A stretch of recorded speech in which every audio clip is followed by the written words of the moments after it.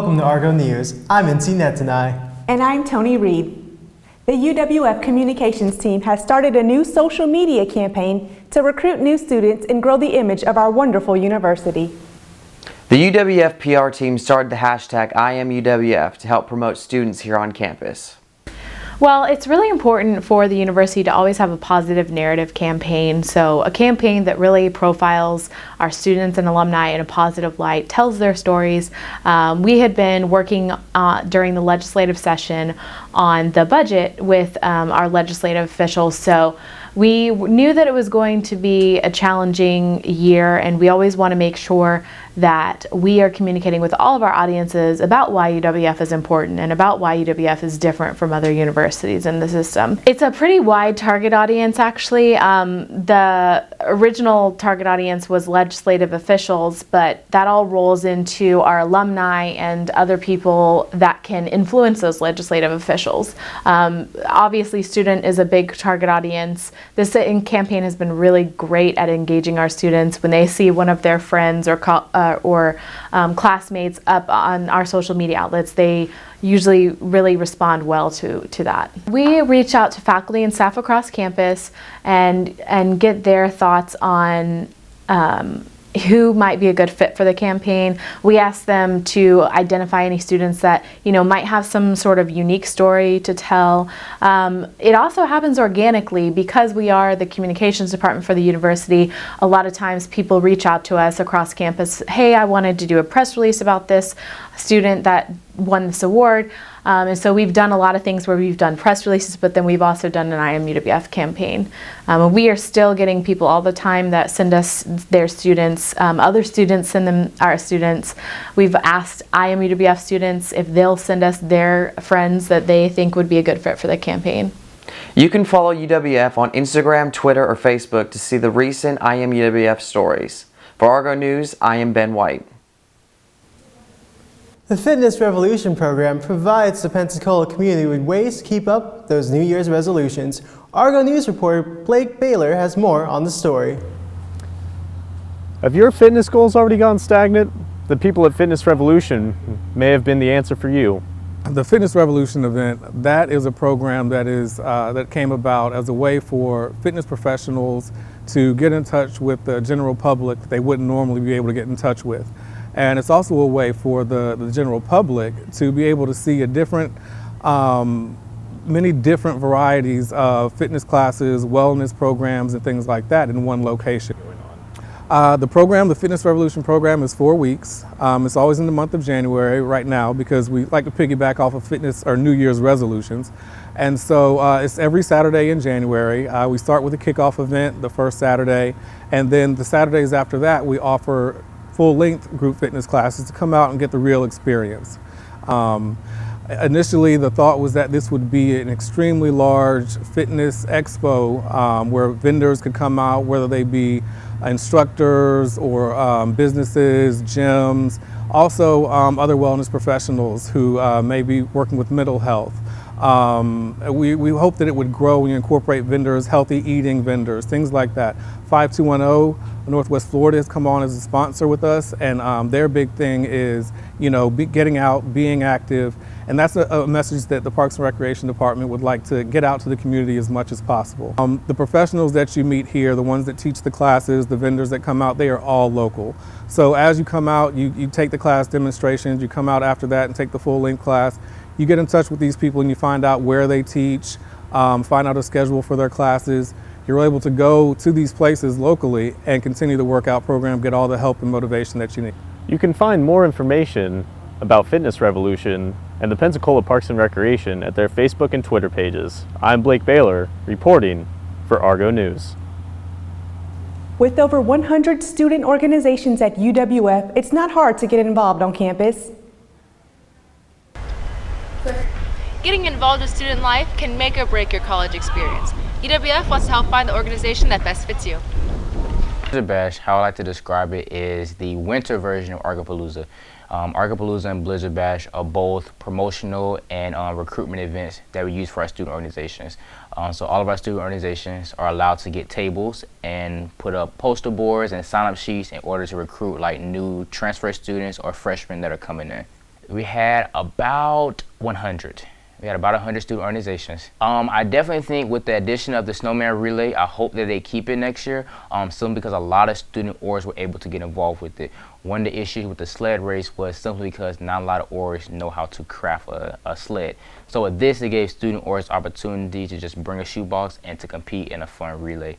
Target audience for this event is definitely anyone who's looking to get involved, especially after the first semester. You're like, okay, I got my classes down packed, I'm ready to get involved.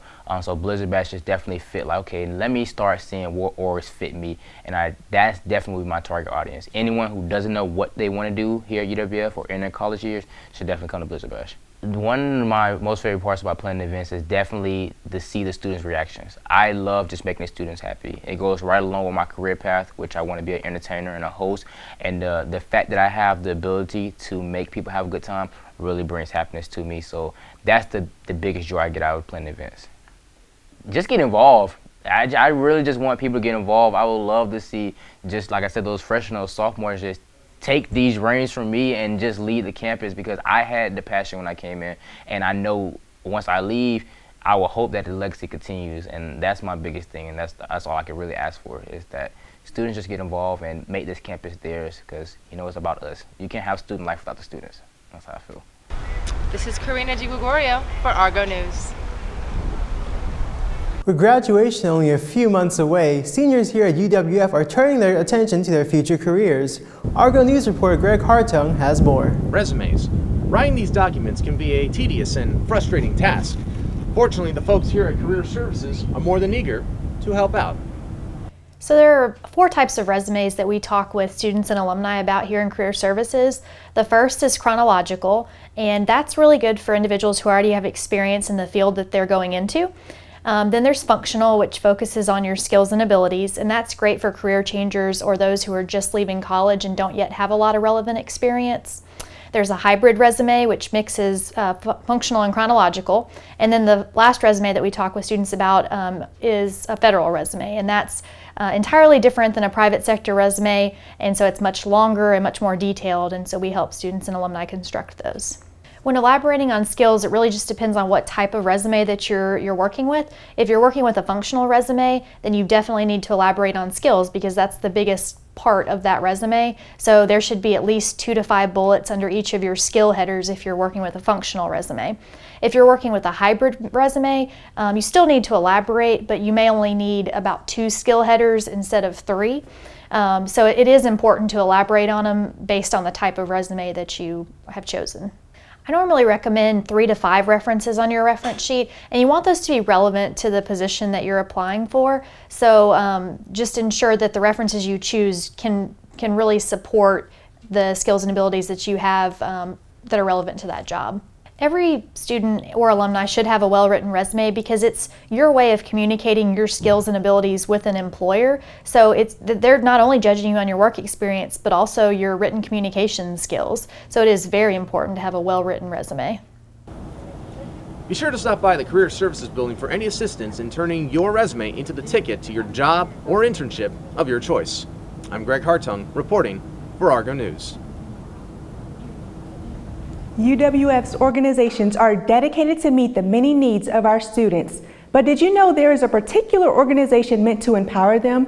Natasha empowers us with the story. Here at UWF, we're known for our chambered nautilus, but if you've been looking close enough, you might just find some pearls. PEARL stands for Professionally Empowered and Ready for Life, and really equipping our undergraduate women with the tools necessary to succeed post-graduation, be it in their career or just really in life. We've definitely been brainstorming different ways that we want to get connected with the campus community. A couple examples are the College of Business's Women in Leadership Conference that's actually being held in March, and it's held annually. Also the Lean In series, which UWF has a chapter of, and Lean In is basically a gathering of professional women on campus, and that's another group specifically catered toward women. And so in those ways, as well as just kind of reaching out to faculty and staff in general, to kind of get the women on campus together in a space where we can feed off of each other and support each other. Be it through networking or really just a support system for each other. We really focus on first year and second year students, and so helping them to kind of find those friend groups and those groups that will help them kind of propel their success throughout their undergraduate career. One thing that we really like to focus on is what the students are voicing to us, and really listening to their feedback and what it is that they would like to see Pearl become, and what it is that they, as undergraduate students striving for success in life and in their careers, what is it that they need, and so that we can provide that to them. If you want more information on UWF Pearl, you can visit the website at the Equity, Diversity, and International Affairs page. I'm Natasha Geronimi, reporting for Argo News. The journey from student to teacher for one UWF instructor has been quite unique. Here's Tony Reed with more.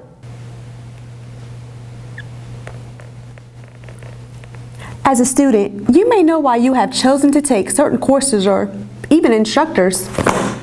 But have you ever stopped to think why that instructor has chosen to teach you?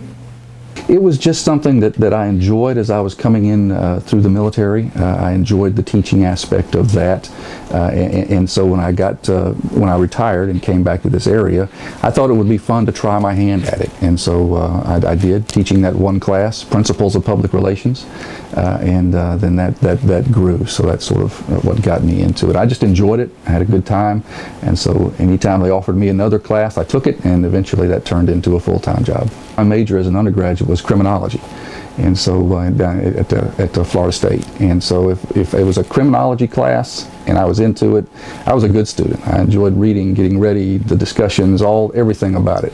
If it was a general studies class that I wasn't too into, probably not the best student in the world. I enjoy working with students.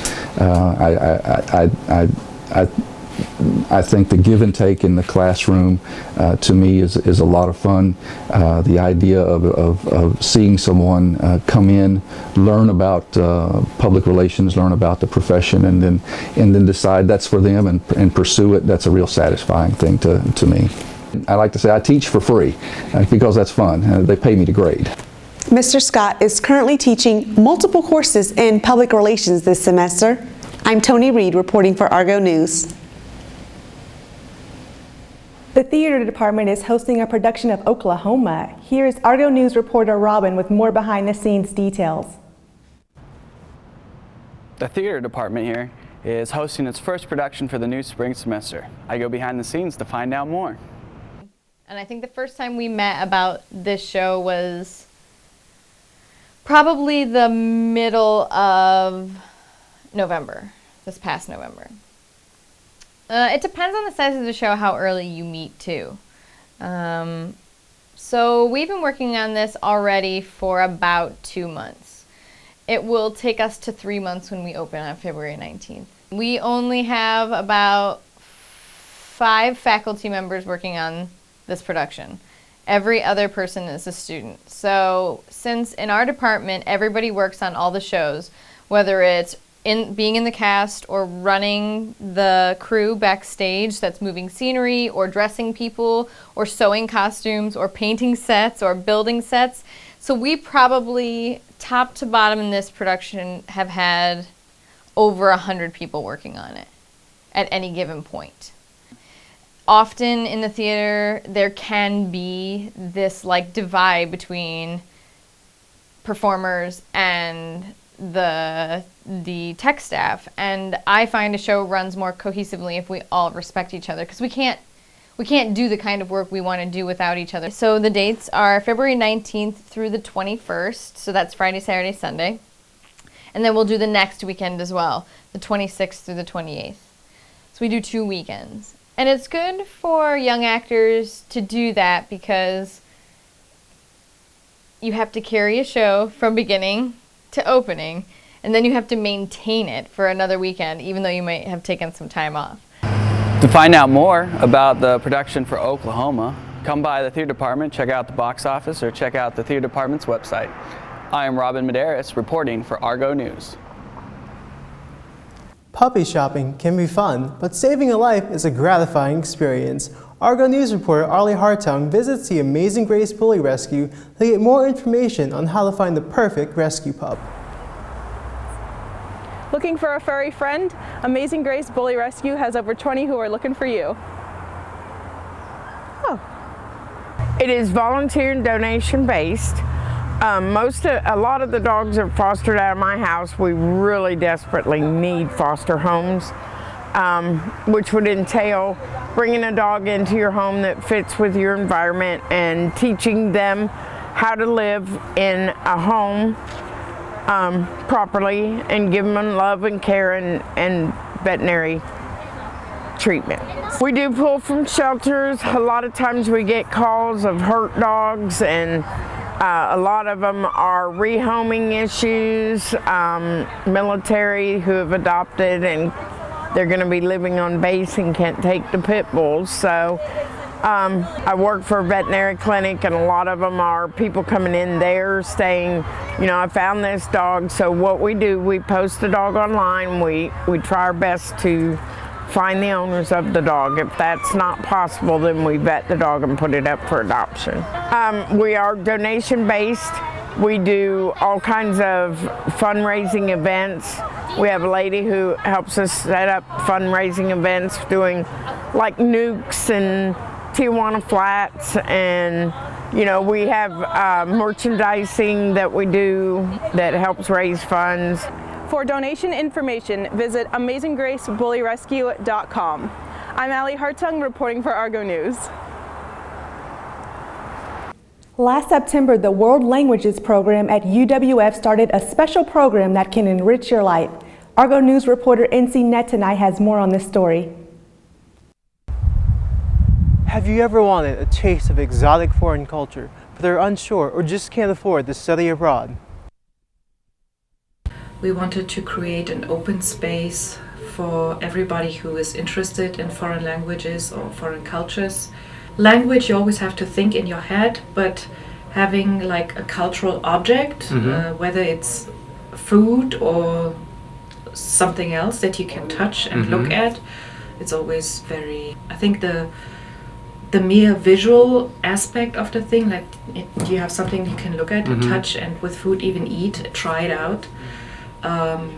That's a very attractive thing, and eating food and talking about the culture is maybe even less intimidating than having to deal with the language itself. Every language is as easy or as difficult as another one. I think the perceptions come from what we perceive as foreign or not familiar to us. So anything that seems to be unfamiliar to us, like an example to an American student, maybe an Asian language seems to be something that is very unfamiliar or gives them a feeling of being a very foreign thing, is perceived as complicated and difficult, which as such it is not at all. I believe they're all the same in their own way, and it's just what we perceive as unfamiliar or strange or far away somehow. Immerse yourself with the World Languages Cafe and other cultures every Wednesday from 4 to 5 p.m. on the second floor of the UWF Library at the Greater Good Place. I'm NC Netanai reporting for Argo News. Interested in what goes on behind the canvas? The Pensacola Museum of Art Guild has the answers. Interested in behind the scenes at the Pensacola Museum of Art? The Guild has the answers. PMA Guild helps to provide volunteers for the Pensacola Museum of Art. It also tries to provide more membership and contributions through the different things we do. We also try to maintain and help with the permanent collection by having a benefit and raising money toward that and other things the museum needs. And then we also participate in the receptions and the exhibits and the tours as volunteers. Being involved with the Guild is really simple. The first thing you usually have to do is join the museum, because that is a requirement. Then you can get a membership form from the front desk, which has my name and phone number and my email address, and you can get in touch with me, and it costs you $25 to join the Guild for a year.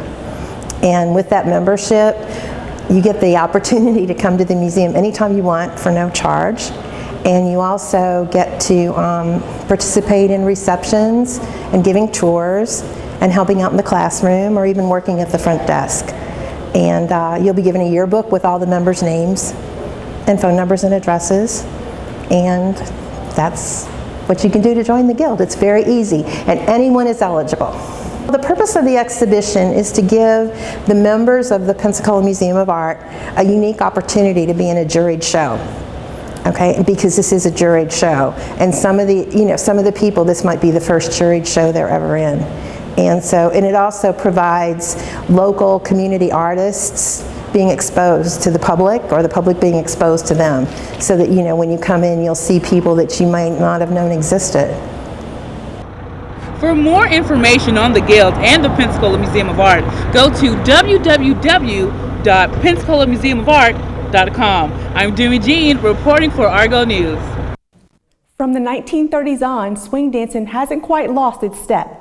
Argo News reporter Jenner Bailey swings by the Pensacola Swing to tell us more. Looking for a fun new way to spend your Friday night? Pensacola Swing has been going on every Friday night since 1999, and so we've been doing this a long time, and this is kind of a word of mouth type thing. We've been doing this a long time, but people will invite their friends, so it's kind of an underground swing scene, if you will. And at the beginning lesson, we start at the very beginning, and the lesson is free, and the lesson lasts from 8:30 to 9:30, and we teach the basic swing step. So we get people straight off the street, they've never danced before, we show them the basic moves, and you can just ask people that are that are dancing, that are better than you, and people are really friendly, and they'll show you different moves. But the basic step, the beginning lesson, is always the same. The newlyweds will come, when they're about to get married, they'll come here to practice, which is a good way to go.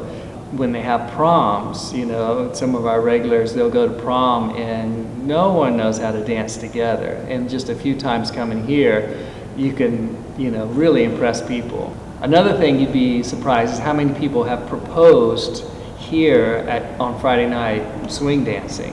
Because a lot of couples have met here, and a lot of people, Pensacola Swing is a really special place, and they want to propose here, and those have been some of the best times because the crowd just goes wild, and so it's a lot of fun. So if you want to find us, a great way to do that is on Facebook. It's Pensacola Swing on Facebook. We have a website, PensacolaSwing.com. Cut a rug at the Pensacola Swing. I'm Jenna Baylor reporting for Argo News.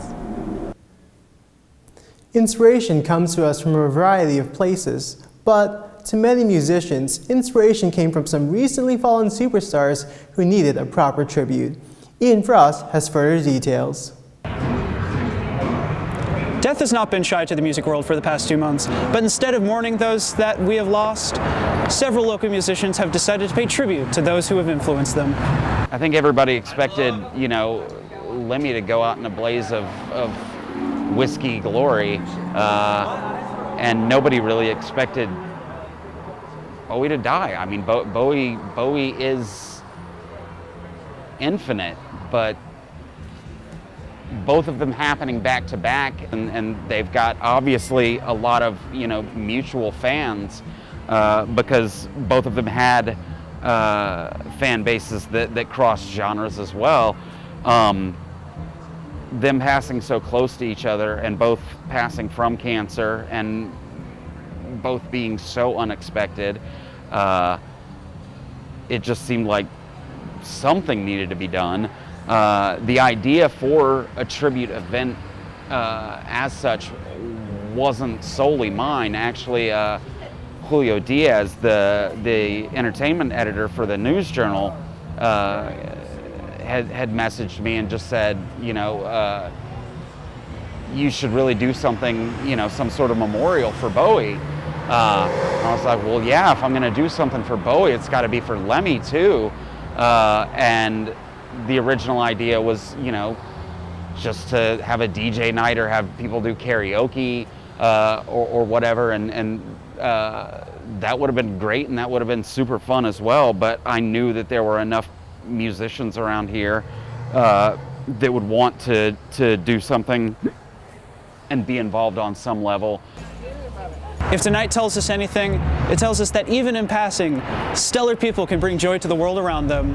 I'm Ian Frost reporting for Argo News. Thank you for watching. I'm Insi Netanai. And I'm Tony Reed. See you next week on Argo News.